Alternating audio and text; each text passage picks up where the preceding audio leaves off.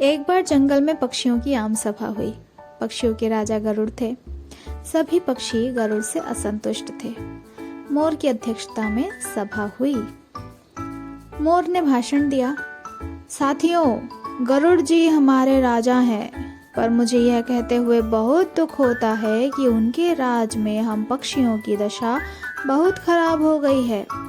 उसका कारण है कि गरुड़ जी तो यहाँ से दूर विष्णु लोक में विष्णु जी की सेवा में लगे रहते हैं। हमारी ओर ध्यान देने का उन्हें समय ही नहीं मिलता। हमें अपनी समस्याएं लेकर फरियाद करने जंगल के चौपाइयों के राजा सिंह के पास जाना पड़ता है।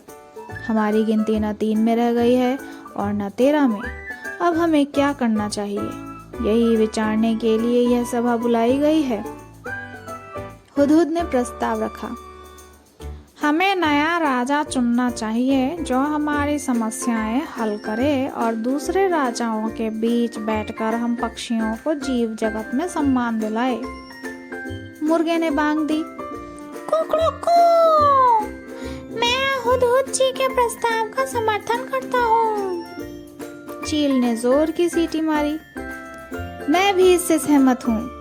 मोर ने पंख फैलाए और घोषणा की, तो सर्वसम्मति से तय हुआ कि हम नए राजा का चुनाव करें, पर किसे बनाएं हम राजा। सभी पक्षी एक दूसरे से सलाह करने लगे। काफी देर के बाद सारस ने अपना मुंह खोला, मैं राजा पद के लिए उल्लू जी का नाम पेश करता हूँ। वे बुद्धिमान हैं, उनकी आंखें तेजस्वी हैं, स्वभाव अति गंभीर है, ठीक जैसे राजा को शोभा देता है। हॉर्नबिल ने सहमति में सिर हिलाते हुए कहा, सारस जी का सुझाव बहुत दूरदर्शितापूर्ण है। यह तो सब जानते हैं कि उल्लू जी लक्ष्मी देवी की सवारी है। उल्लू हमारे राजा बन गए तो हमारा दारिद्र्य दूर हो जाएगा। लक्ष्मी जी का नाम सुनते ही सब पर जादू का सा प्रभाव हुआ। सभी पक्षी उल्लू को राजा बनाने पर राजी हो गए। मोर बोला, मैं उल्लू जी से प्रार्थना करता हूँ कि वो कुछ शब्द बोलें। उल्लू ने घुघुआते हुए कहा, भैया, आपने राजा पद पर मुझे बिठाने का निर्णय जो किया, उससे मैं गदगद हो गया हूँ।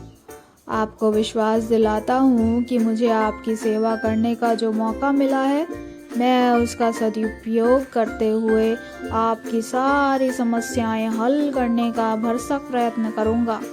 धन्यवाद। पक्षीजनों ने एक स्वर में उल्लू राम महाराज की जय, उल्लू महाराज की जय का नारा लगाया। कोयलों ने गाना गाया। चील जाकर कहीं से मनमोहक डिजाइन वाला रेशम का शॉल उठा ले आई। उसे एक डाल पर लटकाया गया और उल्लू पर विराजमान हुए। कबूतर जाकर कपड़ों की रंग बिरंगी लीरें उठाकर लाए और उन्हें पेड़ की टहनियों पर लटकाकर सजाने लगे। मोरों की टोलियां पेड़ के चारों ओर नाचने लगीं। मुर्गों व शतुरमुर्गों ने पेड़ के निकट पंजों से मिट्टी खोद खोद कर एक बड़ा हवन कुंड तैयार किया। दूसरे पक्षी लाल रंग के फूल ला लाकर कुंड में ढेरी लगाने लगे। कुंड के चारों ओर 8-10 तोते बैठकर मंत्र पढ़ने लगे। बया चिड़ियों ने सोने व चांदी के तारों से मुकुट बुन डाला था तथा हंस मोती लाकर मुकुट में फिट करने लगी। 2 मुख्य तोते पुजारियों ने उल्लू से प्रार्थना की, है पक्षी श्रेष्ठ, चलिए लक्ष्मी मंदिर चलकर लक्ष्मी जी का पूजन करें। निर्वाचित अधीन राजा उल्लू तोते पंडितों के साथ लक्ष्मी मंदिर की ओर उड़ चले। उनके जाने के कुछ क्षण पश्चात ही वहां कौवा आ निकला। चारों ओर जश्न का सा माहौल देखकर वह चौंका। उसने पूछा, भाई, यहाँ किस उत्सव की तैयारी हो रही है? पक्षियों ने उल्लू को राजा बनाने की बात बताई। मुझे सभा में क्यों नहीं बुलाया गया? क्या मैं पक्षी नहीं? मोर ने उत्तर दिया, यह जंगली पक्षियों की सभा है। तुम लोग तो अब जाकर अधिकतर कस्बों व शहरों में रहने लगे हो। अब तुमसे हमें क्या वास्ता हुआ?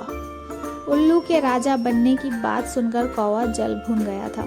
वह सिर पटकने लगा और कां कां करने लगा। अरे तुम्हारा दिमाग खराब हो गया है, जो उल्लू को राजा बनाने लगे वह चूहे खाकर जीता है।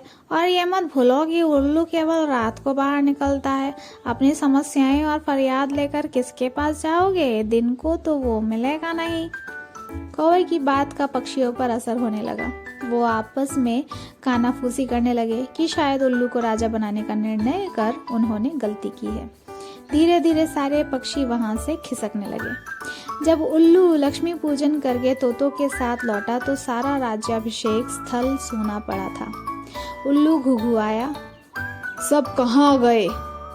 उल्लू की सेविका खंडरिच पेड़ पर से बोली, कौवा आकर सबको उल्टी पट्टी पढ़ा गया, सब चले गए, अब कोई राज्याभिषेक नहीं होगा। उल्लू दांत पीस कर रह गया। उसका राजा बनने का सपना चूर चूर हो गया। तब से उल्लू कौवों का बैरी बन गया और अब देखते ही उस पर झपट्टा मारता है। तो इससे हमें क्या सीखने को मिला? हमारे आसपास कई लोग ऐसे होते हैं जिनका कार्य दूसरों के रंग में भंग डालने की होती है और अपनी इसी आदत के कारण वे उम्र भर की दुश्मनी मोल ले बैठते हैं। ऐसे लोगों को परख कर उनसे दूरी बनाए रखनी चाहिए।